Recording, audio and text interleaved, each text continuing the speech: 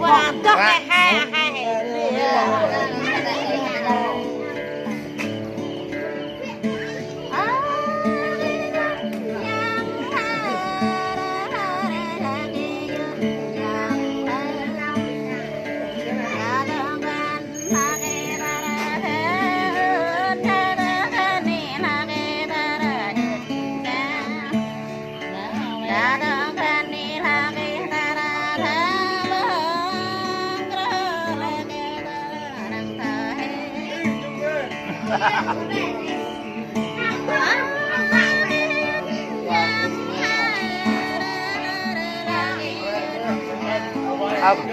Ai mình đây rồi.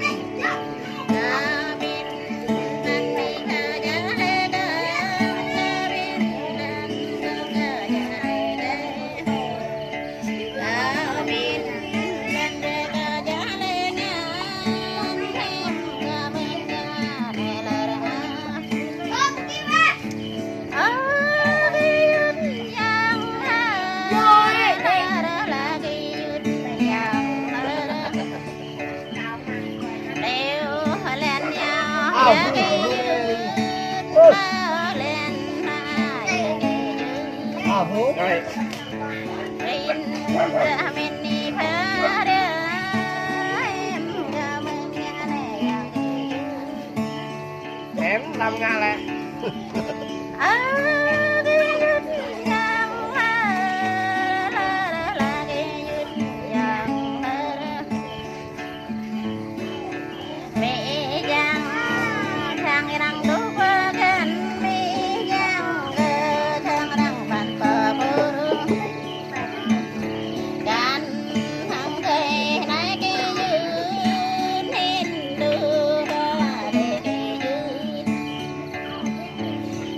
Còn nguy quá không? Còn cái đâu?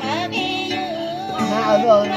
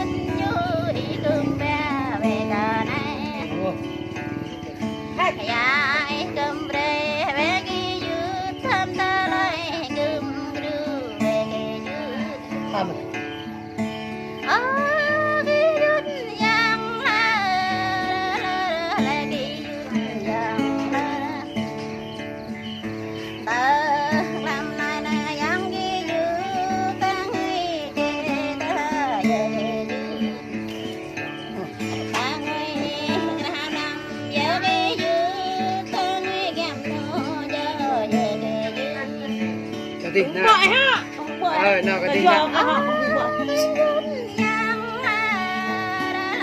Lá đồ rồi lá rồi. Còn bạn nàyเขาkhông đi với họ.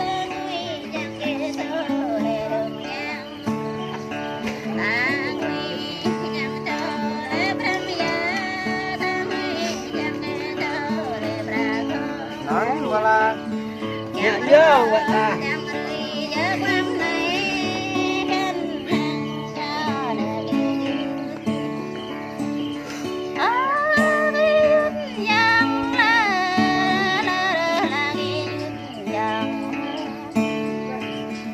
là như làm đâu Hang tơ ca bơ ham leo ta đây này ta bơ ca bơ ta đây này hóm nhang nhang nó nhẹ nhàng